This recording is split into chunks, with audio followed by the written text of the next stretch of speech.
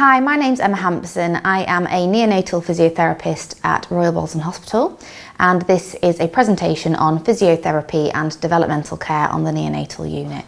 So first of all, the referral criteria for physiotherapy on the unit is babies born under 30 weeks or under 1500 grams who are at high risk of developing neurodevelopmental issues, babies that are born with hypoxic ischemic encephalopathies or neonatal stroke, babies with abnormal brain scans that could be indicative of long-term neurological disorders. Other referral criteria includes babies who have concerns regarding possible abnormal neurology, so those with neuromuscular presentations, hypo or hypertonia, weak suck, feeding difficulties, babies born with syndromes that may affect development or gross motor function such as trisomy 21 or other syndromes with or without diagnoses, and babies with musculoskeletal issues, so positional talipes equina varus or calcaneal valgus, obstetric brachial plexus palsies, contractures, facial nerve palsies, and dislocated hips. So the role of the neonatal physiotherapist is to be able to assess and identify those babies who are highly vulnerable and at high risk of developing neurodevelopmental issues, and to begin early interventions with those babies, utilising neuroplasticity to promote child health, well-being and minimise developmental delays and potential disabilities, as well as potential deformities musculoskeletally. The neonatal physiotherapist needs to be able to assess and monitor general patterns of movement, posture, tone, gross motor dysfunction, and use recognised assessments such as the Practical assessment, the newborn behavioural observations, Hammersmith neonatal neurological examination, and the LAPI. A neonatal physiotherapist needs to be able to provide specialist care and strategies for facilitation of movement and posture in high-risk neonates to shape the musculoskeletal system, motor organisation, and promote smooth anti-gravity muscle activity, active head rotation, and development of normal patterns of movement to promote age-appropriate movement and postural control. So being born preterm can have an impact on the development of the central nervous system and how the brain develops. So during the last trimester of pregnancy, the brain grows and develops faster than at any other time in our lives. And as you can see on the slide, this shows the difference in the maturation of the brain and the anatomy of the brain between 25 weeks gestation and 39 weeks of gestation. It can also have an impact on sort of motor development, and that includes fetal movements and tone, especially in the last few weeks of pregnancy. So for example, babies that are born early have immature neuromotor control because they're deprived of that in utero experience, so they don't have the same movement experience or proprioception. They don't have the uterus walls to push against and provide that resistance to strengthen, build their bone density, and build their tone and that physiologically flexed posture. So babies that are born preterm tend to be predominantly hypotonic. And I've just got a little bit of a TheraBand demonstration. So basically in a preterm baby, if you had a really light, low resistance band, a baby born sort of early, they've got lots more space to move around in the uterus, and there's very low resistance. So they're not going to build their strength as much as those babies who are born later on, who've got a lot less experience, a lot more resistance to push against, and so it's a bit more like a more difficult resistance band to push against, and that will help strengthen them a little bit more. So again, discussing tone and in neonates, they tend to have tone that fluctuates, and they don't tend to be able to control it as well, which can result in sort of jerky, all or nothing movements, and that can be exhausting and can also destabilise their physiological states. They don't have the ability to fight against gravity in the same way that a term baby can. So, for example, when they're in their general resting postures, they tend to sort of conform to the surface that they're on and maybe sort of spread out starfish a little bit more than a term baby who tends to maintain that nice flexed posture. And their posture and their tone may be asymmetrical. Again, it can have an effect on the development of their lungs, and they may then require respiratory support. So again, this slide just shows, how the lungs can mature as they go through the 3rd trimester. And they're exposed to stimuli that they wouldn't normally be exposed to in utero due to illness, medication, sedation, and so on and so forth. So it can have an impact on their sensory systems and they can be overloaded. There's lots of loud noises and beeping, bright lights, the impact of medical devices and lines, which can be painful, and frequent disturbances for tests and cares and feeding, and also sort of unfamiliar smells which they wouldn't be exposed to in utero. They may have a lack of familial bond as they might be initially in an incubator, and that's why skin to skin and promoting that early on is really important if the baby's medically stable enough. And there's a lack of stimulus, so they might have it's important to have regular position changes, but not being free floating in a liquid in a uterus, they don't get to do that themselves. And they can also develop potential head-shaped deformities due to a lack of position change or prolonged stay in the neonatal unit. This is more common in babies who are on oxygen for prolonged periods of time. Neonates are also particularly sensitive to touch due to skin receptors and nerve endings being closer to the surface, especially around the mouth. And that can cause a lot of negative stimulation around the nose and the mouth, for example, with intubation, suction, NG tubes, which can have long-term effects on feeding, speech, and oral movements, and oral aversions as well. Their vestibular systems can be affected and easily overloaded. So normally when they're developing in the uterus, they've got sort of gradual sort of stop, start and turning movements in that nice fluid. Whereas in preterm babies, when they're in static postures and they get moved, that can be quite a big movement for them and an overload of their vestibular systems. Preterm infants also have between 2 and 10 painful procedures each day on intensive care, which they wouldn't be subjected to in utero.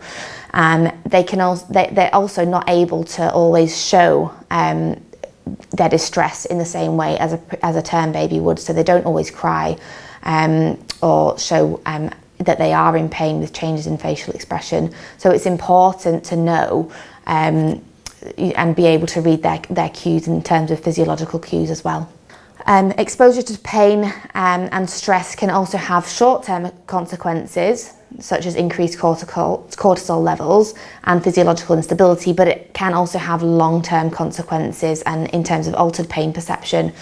So it's really important to be aware of trauma-informed care on babies and their families, including their health and their ability to cope, as it can cause changes in neurobiology. Stress hormones can negatively impact their development. It can cause compromises to immune system, cause unpredictable behaviour, and their changes in ability to develop trust, impacting mental health in the long term. The Epicure study was a study of survival and later health of extremely low gestation babies. So it showed that there was a poorer outcome in boys, there was increased risk of ADHD, anxiety or emotional disorders and ASD in babies born preterm, and there were more difficulties with learning. 13% of babies born preterm or extremely preterm require special schools, and over 50% who attend mainstream school had special educational needs. Other complications or risk factors for neurodevelopmental issues include preterm age. The earlier they're born, the higher risk of neurodevelopmental issues, sex, intraventricular hemorrhage, PVL, malnutrition, and HIE. There's also the impact of illness and infection, for example, neck, chronic lung disease or bronchopulmonary dysplasia, ROP, sepsis, surgery, osteopenia prematurity, and so on and so forth. And these can all affect the development of the central nervous system. So developmental care is about protecting each baby's brain and encouraging brain development, reducing the stresses on the of life on the neonatal unit, and recreating that womb environment as much as possible. You need to be aware of baby's cues, so if they're stressed, they could present as floppy, they might be thrusting their arms and legs, arching their backs, spreading their fingers and toes, grimacing or scowling. They may cry, they may look away or close their eyes, they might yawn or present with hiccups, they might desaturate or become bradycardic, and they might appear sort of mottled or grey in appearance, whereas if they're content, they tend to be curled up in a nice tucked up position, their feet and hands are together, they might have their hands to their mouth, they look relaxed in their facial expression, they can look you in the eyes briefly, they might sort of present with a little ooh in their facial expression, and they might be holding on to things like fingers and so on and so forth. And that's a really good way of actually comforting babies as well, with comfort holds. So on the NICU environment, we need to know how we can help to reduce this stress and create a wound-like environment via the neonatal positioning in the boundaries or nests, reducing noise levels so that we're not disturbing sleep, using things like sonic ear, keeping voices low, dim lighting, and avoiding strong smells like perfume and aftershave. We can also help by respecting parents' and families' wishes and cultures or beliefs, so that families feel sort of relaxed in coming into the unit and like they can be themselves with their babies and their families in the unit. Encouraging breastfeeding, being aware of fragile skins, adhering to infection control policies, ensuring regular position changes but gentle handling, and encouraging skin to skin. Limiting disturbances to the baby, so making sure assessments and interventions are timely. For example, the physiotherapist will often ask if when the baby's cares are due, when the feed's due, just to make sure I'm not disturbing them unnecessarily. Promoting appropriate handling and positioning, and eventually down the line play techniques to promote physical development, parental connection and bonding, whilst enabling the baby to get adequate rest and recovery, and keeping communication calm, using gentle, still hands when assessing babies, not just going in and just sort of cracking on, and then being mindful of the baby's cues as well, as previously mentioned. And it might be that it's beneficial to have another person to support the baby with comfort holds during sort of painful and stressful stimulus or assessments, for example. We need to be able to educate the parents on how they can help to keep their babies calm during sessions, so holding their legs or placing their hand on the head, bringing the hands to the face or hands to midline, non-nutritive sucking, letting the parents hold their fingers, or giving them sucrose, and educating parents on positive touch. So it's a basic human need that we all need, and it's really important for healthy development and parent and baby interaction and attachment. And parents' touch is one of the constant sort of positive inputs the babies get. So it's really important to encourage having babies out for cuddles, encouraging that skin to skin, and encouraging sort of positive experience of touch with a nice firm touch, not a tickly touch, because that can overstimulate the babies. The updated positioning and handling guidelines from the Northwest Neonatal Operational Delivery Network are trying to encourage using the 5-step dialogue during handling of any infants. And this goes in 5 steps. So step 1 is preparation, making sure that you and the infant are well prepared for the caregiving, thinking about timing, thinking about the urgency of the procedure that needs to be done, and trying to tie it in with the infant's sleep pattern if at all possible, thinking about how parents can be involved, and if you can use a second pair of hands to enable four-handed care, for example, to support the infant, and making sure that you've got everything that you need close to you so that the care of the infant isn't going to be unbroken. And then thinking about the environment and adjusting any sensitivity for the environment, light, sound, positioning support, etc. The second step is asking for permission, so enabling the infant to become adjusted to you being there. So this allows for a more smooth transition and more smooth handling, so they can adjust and show readiness for handling. So you gradually approach, watch for the infant to adjust, talk to the infant first, let them know that you're there and about to do something. Rub your hands together to keep them nice and warm, and then keep your hands near the infant without touching them. And then before calmly resting your hands on the infant, and then letting the infant relax to your touch before beginning care, so it's less startling and less stressful for the infant. The third step is connection, so it's just making sure that you are being aware of the baby's cues. You're not doing something to the baby, you're doing something with the baby. So think about your state of relaxation, your breathing, letting them lead the way, so adjusting your cares, and respecting any signs of sensitivity or any efforts to self-regulate. You can keep talking to the infant with a nice calming voice to let them know what's happening and letting them adjust to the cares being given. And then as previously said, adapting what you're doing to suit the infant. So if they are acting distressed or stressed, pausing the activity and pacing it with regards to how the infant is able to regulate their behaviour or self-regulate, or changing what you're doing, changing the pace, changing position, changing your voice, using things like wrapped cares or four-handed care or comfort holds or sucking or grasping to help them achieve a more stable state. And then before you finish your task, the fifth step is completion. So making sure that you let the infant know that you're finished before you remove your hands.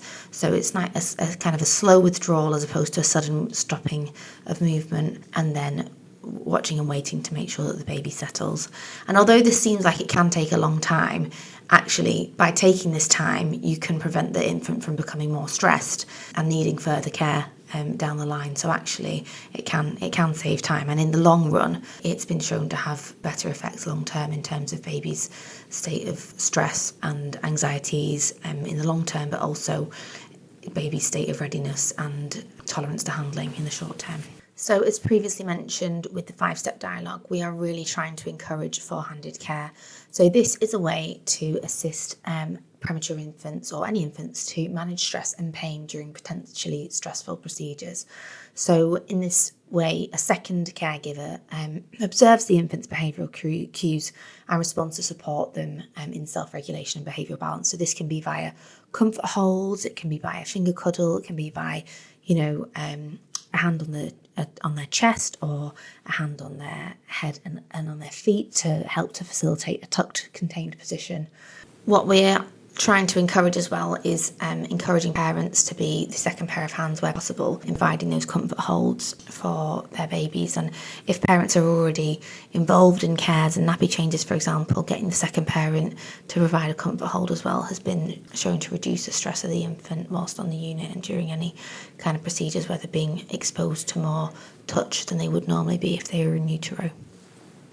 And then finally, neonatal positioning. So neonatal positioning aims to enhance comfort and reduce stress. So we use a nest to provide postural stability and promote a stable behavioural state via containment and security within the boundaries, but trying not to restrict movement. So it allows babies to experience regular position changes using the deep nest and the boundaries, sort of providing opportunities for tactile, proprioceptive and mechanoreceptive stimulus. Activating certain muscle groups, facilitating physiological and active flexion, shoulder protraction, symmetry by achieving a nice midline posture and midline orientation, and providing circumferential support, as the uterus is not U-shaped like a lot of the boundaries that we see on the unit, but it is circumferential, so it encapsulates the baby. And using containment when performing any procedures helps also to reduce energy expenditure and prevent physiological destabilisation. So the nests assist with that. Deep nests and boundaries surround babies to recreate that intrauterine environment, mimicking being curled up in the womb, so providing positive constant pressure as mimicked with the TheraBand earlier, a nice flex position, and it's also quiet and dark, so it helps babies to feel safe and comforted. And that's also why we use the incubator covers as well, to promote that darker environment. Also, the impact of using deep nests and boundaries can also help to build muscle tone. So I've previously mentioned that babies born prematurely have less developed muscle tone and they conform to the surface that they're on, so they don't have that nice flex position that term babies have, and it helps to reduce stress via containment. Preterm infants don't have the typical fetal position because of the decreased amount of time in utero, and so they don't have that same physiological flexion. And I've just included a little link to a YouTube video which just shows how much a baby in the third trimester moves around in the uterus, and that control that they have, which they don't have. They tend to be a lot more jerky, a little less coordinated when they're born preterm. And there's also the impact of gravity and the lack of boundaries to sort of control that movement. So neonatal positioning has been shown to prevent fluctuations in cerebral blood flow. It provides respiratory support, so regular position changes help to decrease inhomogeneity and need for mechanical ventilation by preventing excessive hyperinflation and collapse, and maintaining a patent airway if they're positioned in the correct way. And it helps to promote thermal regulation as well. It encourages babies to self-regulate their behaviours and self-soothe by bringing their hands to their face. They cry less, so there's reduced flailing of extremities and energy expenditure, fewer indications of pain, reduced stress, improved weight gain, and it has improved physiological outcomes in terms of gastro and respiratory outcomes, as well as sleep states. In line with the neonatal positioning, physiotherapy management plans are put in place to help to prevent neurobehavioural disorganisation and promote normal musculoskeletal and postural development by preventing secondary complications in musculoskeletal systems. So preventing muscle imbalances and positional disorders. So babies that are born early, if they're conforming to the surface that they're on, tend to be more like this, so they can get tight muscles in around their shoulders and around their hips if they're frog-legged. So again, being in that nice flex position with their shoulders protracted can really help to maintain that muscle length and also build the right muscles in terms of strength and activity. So they're not, and build the strength in their trunk as well, because they tend to, preterm babies tend to be overactive in their extensor muscles, and then they don't have the same strength in their flexors. So physiotherapy is essentially aiming to maximise neurodevelopmental function. So neonatal positions include prone, supine, side lying, which also helps to provide a stretch to the shoulder girdle and the hips. Kangaroo care, so encouraging that skin to skin, and reclined or supported sitting. But it's also really important to know when different positions are appropriate based on individualised assessment, including age, postural tone, head control, trunk control, and also being aware of any contraindications such as an acute IVH and being positioned in prone, or distended abdomen and being positioned in prone. So in all positions, we need to aim for head in midline, shoulders protracted, which allows them to bring the hands to the middle, face to midline, hips towards the midline, not frog-legged or abducted, knees flexed and feet in neutral, generally with the feet braced against the edge of the boundary. And we need to provide that circumferential support using boundaries until term age, even if in cots, although it might be with lateral rolls, for example, if the baby's nice and big. And that helps to prevent postural deformities and promote postural tone and motor organisation. So we need to try and discourage or avoid positions without boundaries, which can result in asymmetrical postures, altered head shape and head turning preferences, delay in muscle development and control, and delay in gross and fine motor development. So we don't want any M-leg positions, no boundaries without foot bracing, W positions of arms, legs resting over boundaries. So again, we need those nice high boundaries so that they can brace their feet against them and keep them contained. And shoulder girdles mustn't be retracted, legs mustn't be abducted. And we want to encourage tummy time, so in prone, either in the nests or on parents' chests, with their shoulders nice and protracted, hands to face. Obviously the head has to turn slightly to the side, not greater than 45 or not greater than 30 degrees if we can avoid that, and not too extended, but hips and knees nicely flexed as well. And the pelvis should be elevated, so using a little bit of a support from the head down to the hips to help elevate the trunk, but making sure that the hips aren't sort of abducted around them if the support comes too far down. And then in supine, again, promoting shoulder girdle flexion, hands to midline, feet braced against the boundaries, promoting that nice legs and hips and trunk and head in midline. And in side lying, hands to face, again, shoulder girdle nicely protracted, neck not too extended or neutral, gentle chin tuck of about 10 degrees, and hips and knees flexed and in midline position as well.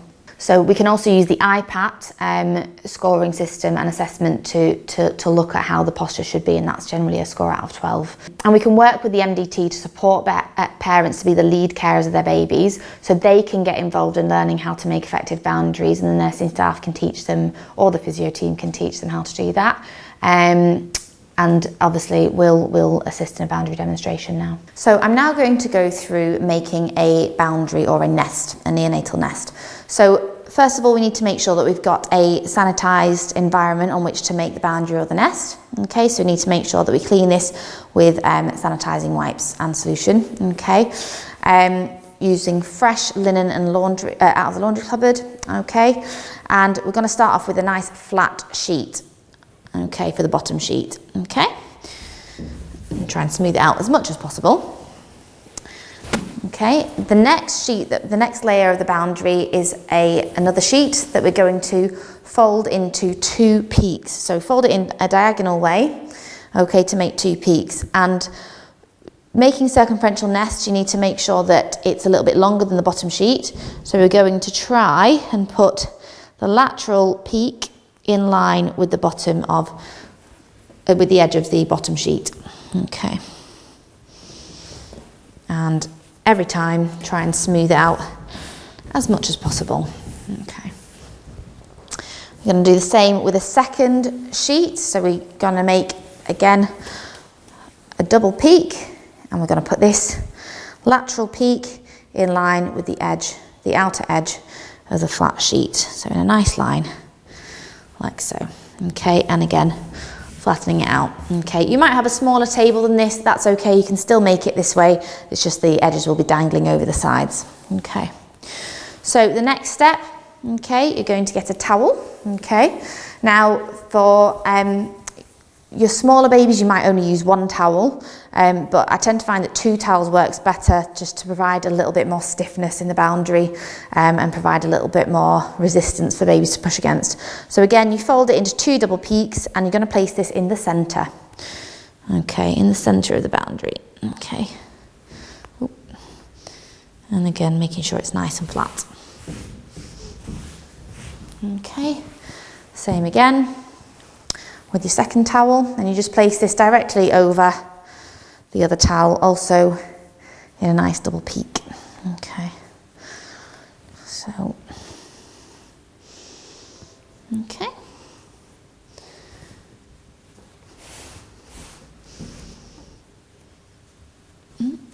Nice and flat. So the next step, okay, is we don't roll the boundaries, we fold them. So that's how you get those nice deep boundaries, deep nests. Okay, so I'm going to fold down, okay, all the way along, smoothing over as I go. Okay, and again a nice big fold, smoothing as I go, and one more big fold to smooth as I go. Okay, and then so that we've got a nice curled up position, we roll the nest. Okay, so we roll it so that it takes the form of a nice round nest. Okay, there we go. And what you should see is that the boundary is nice and high at the end and tapers down towards the head end. Okay, so we then take a top sheet, okay, and we're putting this over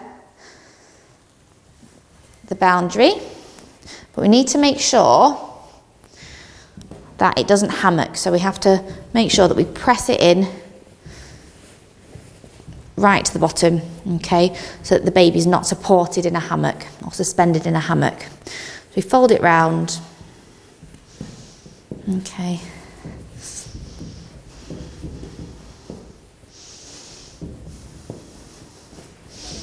so that it's nice and flat in there. You might want to use a muslin, that can sometimes be a little bit easier to sort of get that sort of fold in there, and you can use a triangular sort of comfort wrap that you can put over the top, which can help with transfers and transferring babies into and out of positions. Okay, so you should see that it's nice, okay, and high at the top and tapered at the bottom. Okay, and then you can put your baby inside the boundary. So we need to make sure that the baby's feet are braced, so hips and knees bent, okay, feet braced against the edge of the cot. The boundary should be nice and close, okay, so they're promoting that shoulder protraction, that flexed posture. And we don't tie the ends of the boundary ever, okay? So do not tie them, it's just a fold. So we're still encouraging that circumferential support with a nice fold under, but this means that the baby, A, they're not getting that pressure of a knot above their head, but B, it means that if you need to intervene for any cares or whatever, then it's easy to unfold and undo, okay? But it allows this nice tapered end, so nice and high at the top, tapering down, enables access for tubes, ventilators, etc., etc. Okay, so that's how they should be in a nice supine position. They can also then be turned into a nice side lying position. Again, shoulders protracted, hips and knees flexed, feet braced against the edge of the boundary, and the boundary nice and close. Okay, nice deep boundaries. And also when they are in the boundaries, if they are kicking and flailing their legs a lot, you might want to use a sort of a diagonal sheet folded across to provide a bit more containment. So you can fold the boundary across, fold the sheet across, just a small thin diagonal line, especially for those babies where we can't put blankets on them due to sort of overheating or phototherapy. A nice thin sheet tucked over can help to provide a bit of containment either in side lying or when they're in supine. If they're kicking their legs a lot and they're really agitated and unsettled, we can have a nice diagonal sheet folded just to provide that bit more containment and comfort. Okay, now when positioning a baby in a boundary or a nest in prone, it's really important that the baby is not positioned with their head turned too far to the side and that then they're not retracted at the shoulders, okay, because that is really difficult. If you try and do that and put yourself in that retracted position and breathe, it's very difficult to breathe and feed in that position. So we need to make sure that they're elevated in terms of their trunk and their head, okay? So you can either use a positioning aid or a folded up sheet. Now the sheet should be folded and positioned from their head to their hips, so not below the hips, because if they go through the legs, that causes hip abduction and external rotation, which we don't want. We want to encourage hips in neutral. So just from the head to the hips, okay? Shoulders then are nicely protracted, so they've got that nice rounding of the shoulders, okay? So they're not too retracted, and their pelvis is then able to be elevated with the hips and knees flexed. So then they can be placed, this can be placed in the boundary or the nest with the baby placed on top. Okay, arms nicely protracted, okay, and they're in a nice settled position there, okay. Okay, so that is how to position a baby in a nest or boundary.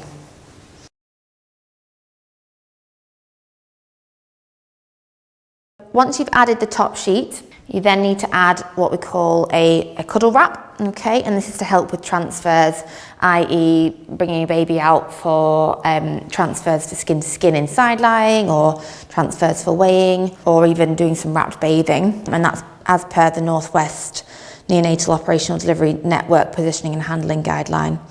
So you're going to position the baby on top of the cuddle wrap, so that's a triangular folded sheet laid on top, okay? And this cuddle wrap can then be used, so you position the cuddle wrap at the height of the baby's shoulders, okay? And this enables the baby to maintain that nice flexed, tucked position, okay? So for example, if you're then turning a baby onto their side, you can use the wrap to assist you, okay? And you can keep them nice and wrapped as you bring them out inside lying for transfers for skin to skin and weighing. Obviously you'd have the baby facing you as you bring them up, but it helps them to bring their hands together and hands to mouth, and it helps them to be a lot more settled when they're undergoing a transfer, and then you can also use it to assist you to bring them back.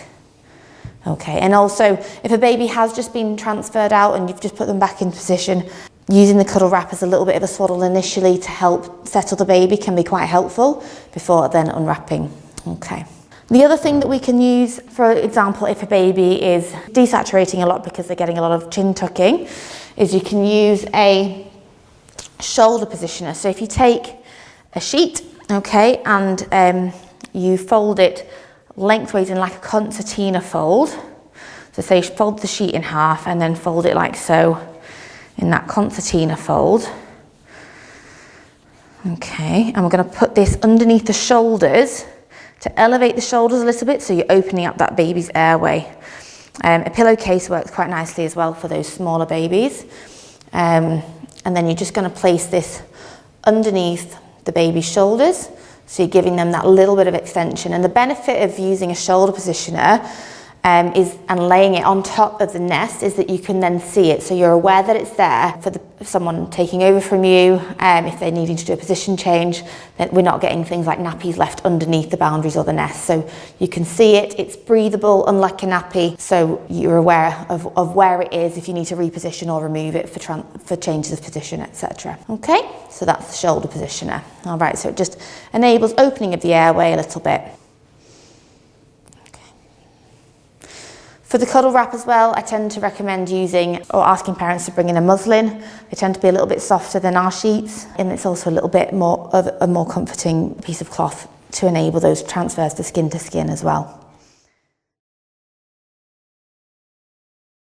Normally, you wouldn't move a baby from their back straight to their fronts. They'd gradually be positioned throughout the day and gradually be turned throughout the day. So they should always start off, if they're going into prone, they should always start off in side lying. Okay. Now you want to make sure that they're getting the prone platform in place. Okay. So they'd be in a nice little wrap transfer, and then you can bring the prone platform underneath their arm, turn the head a little bit as they're then able to turn onto their tummies, and that way they're getting that nice shoulder girdle protraction. The platform stops at the hips so that they can flex their hips over it. Both shoulders are nicely protracted and the head's turned to the side. Okay, and it's a smooth transition, so they're not being lifted up to then go onto their tummies. It's just a little turn with the platform positioned closely to the baby. If we're doing a wrapped transfer for skin to skin, okay, and you can encourage parents to do this as well, you use the cuddle wrap to help turn the baby onto the side. We're going to lift in side lying and keep the baby nice and close to you. So if the parents are doing this transition, they can come back, they can sit back on their chair, and then they can turn the baby up towards them, okay? And then you can just unwrap a little bit here. But it enables the baby to maintain that heat from the cuddle wrap as well, and then you put the blanket over the baby. And then again, when you're transferring them back, transfer them back through side line. They're not getting that startle mechanism as if you were transferring them on their back, and then you can either leave them in side lying or transfer them onto their back. Okay, and then unwrap. Once a baby has transitioned out into a cot, they're a bit bigger, there has been incident of draft with the circumferential nest and the high-footed boundaries. So to mitigate drafts and also to help reduce boundaries in preparation for going home, we recommend that you use lateral rolls and a head scroll, plus or minus a low-limb foot square. So the lateral rolls should be the length from the baby's shoulders down to their feet. So you position the baby in the cot on the back with the feet to the foot of the cot as you would at home. And then you put the lateral roll length, it's literally just a rolled up towel that I've folded to be the length of the baby from their shoulders down to their feet, with the thicker end of the roll at their shoulder end. Okay, and you're just popping that by the sides to try and encourage that shoulder girdle protraction. And you do that on each side. So again, the thicker bit at the top, so they're getting that nice containment at the top, okay, and then to the foot of the cot, all right, and then you've got a little head scroll to keep their head in the middle, in midline, to prevent plagioccephaly, and this should be roughly the length from their forehead down to their chin, and you're just placing it under the heads to help maintain their head in midline, okay. So it reduces the risk of head turning preference, but also we want to make sure that you're approaching the baby to either side. The cot is not against the wall, the cot is in the centre of the bay to enable four-handed care and comfort holds, but also so that the baby's aware of the left and right sides and not just looking at the wall, and then the head's nicely maintained in midline. Obviously, and if they're lying on the side, if, for example, they need a bit of side lying because of plagioccephaly, you'd remove the head scroll. Or if they've got respiratory issues and they need to be on the side of the tummy, again, for mitigating circumstances, you would remove the head roll. And the other thing you can add is a lower limb foot square. So if the baby's struggling to bring their hips and knees up against gravity and they're still quite flat, you can just add in a folded square at the bottom of the cot. So it's literally just a folded sheet, and you fold it up and just place it under the baby's feet, and that helps to promote that bit of flexion. So you just fold it under there. That's probably the first thing that we would reduce. So once the baby's able to bring the hips and knees up against gravity, you remove that and you just keep them in the lateral rolls and the head scroll to provide that containment, and then you can start to reduce the boundaries further. Lately, the positioning requirements have been updated using circumferential boundaries and nests, but we're aware that babies can go home from 35 weeks if they're greater than 1.8 kilograms and they're established on a breast or bottle and maintaining their own temperature. So all babies born under 30 weeks gestation or under 35 weeks gestation weighing under 1,500 grams should be nested with circumferential support even when in cots, or as previously mentioned, using lateral rolls in cots for bigger babies up until term age. And if the physio assesses the baby and they're still not able to achieve anti-gravity movements, they may make specific recommendations for nesting and positioning, even in the older babies. If approaching discharge prior to term age, we would aim to reduce the boundaries and the support by the week of discharge, with nests totally removed by 72 hours before going home and removed 24 hours before rooming in. So babies must be in flat cots with no nests or even the head rolls or head supports, as per the Lullabies Trust Safe Asleep. So the physiotherapy team needs to be able to work with the MDT to support parents to be the lead carers of their babies. They need to be able to make families feel welcome and comfortable, tailoring information for parent education, for example, doing FICare parent education sessions and cot-side education, considering the developmental needs of the baby, level of parental education, social circumstances, and culture and religious beliefs, and making sure that information is consistent among professionals. We need to develop early intervention programs alongside parents and staff, encouraging parents to participate in sessions, taking a key role in their baby's therapy, ensuring that parents feel competent and confident to position, handle, and support their baby's development. And that means both on the unit and at home, taking into account they might feel anxious about caring for their baby after discharge. So we need to be able to support carers to optimise infant brain development, relying on the principles of movement science. We need to be able to provide play programmes, and this tends to be given to babies that are stable and term age once sort of 40 weeks. Or we might give it to parents and babies before they leave the unit if they are below 40 weeks, but we need to make sure that parents aren't starting these programs until they're 40 weeks, because at that point they have developed adequate head and trunk control.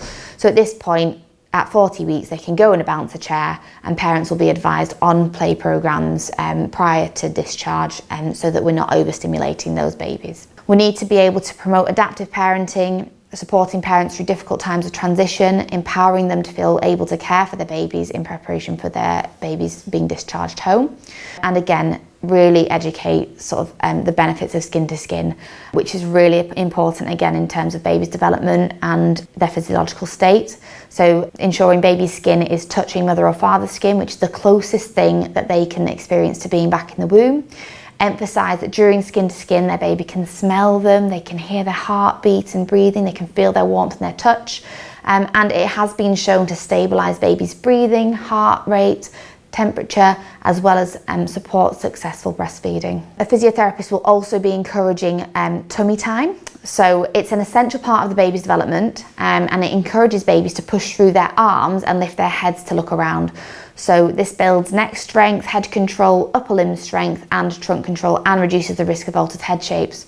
Premature babies often have weaker arms and legs because of the lack of containment. Obviously we can provide a bit more containment for the legs and sort of resistance to push against the boundaries of the legs, but we want babies to be able to bring their hands to their mouth and to midline to self-soothe. That does mean though that they're not able to push against a surface as much and build up that strength. So tummy time is really, really important, as it will be a building block for crawling. Flex positions aid your baby's ability to crawl. So it's very important that children grow through the crawling process, as it's the first time that the brain starts to work as a whole.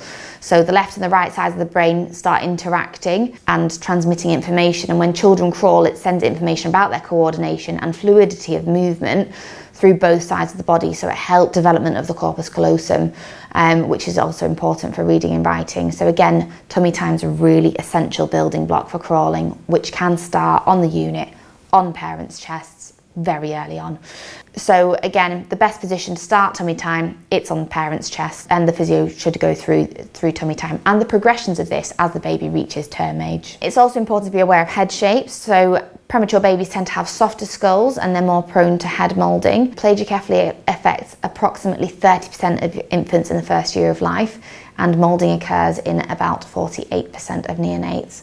And it's risen since the recommendations for the supine sleeping position to reduce SIDS. So the different head shapes that you can see on this slide are plagioccephaly, so you get flattening on one side, and that's often associated with a head turning preference. We see a lot of right-sided plagioccephaly on the unit and coming through to the outreach clinic, because most of the cots on the unit have the chairs positioned to the right, so babies will look to the parents to the right. There's also flattening at the back of the head, which is called brachycephaly, and that's also common in babies who've been on oxygen for prolonged periods of time, and on their backs for prolonged periods of time if they've not been able to sort of be nursed or tolerate sort of different positions like side lying and prone.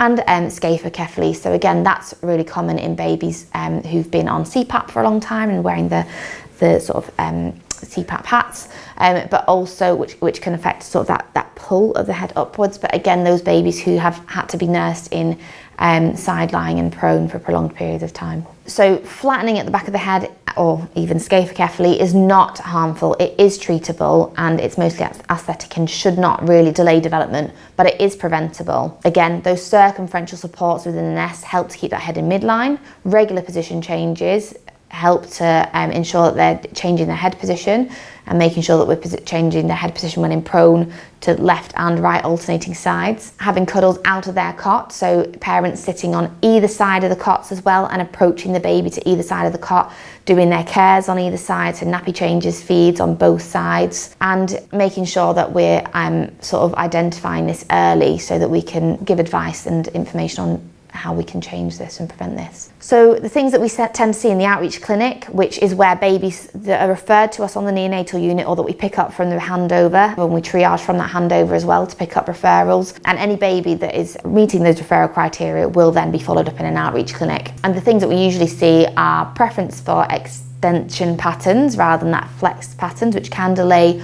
rolling and crawling, especially those babies who've had reflux and again who've been on oxygen for prolonged periods of time. They might not tolerate that tummy time as much. They have stronger legs and arms. That can affect hand-to-mouth coordination and handwriting, and altered head shapes.